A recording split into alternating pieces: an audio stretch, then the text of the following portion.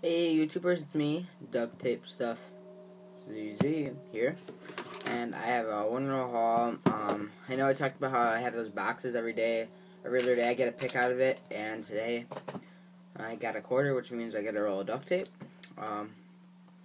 So yeah, it's something my family does. It's kind of cool.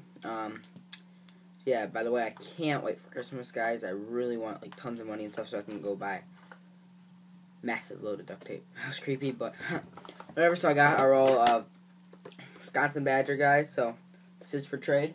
I have Packer, and this for trade, and maybe Penn State and Maryland. I'm not really sure. I kind of want to keep those because I can't get them in my area. So yeah. And if you guys have any college NFL that I don't have, I will trade with you. I know Duck Purple Kayla. I'm trying to work out a trade with you because I want VT. So yeah, I got a roll of Badger. Just want to put that out there. So yeah, bye.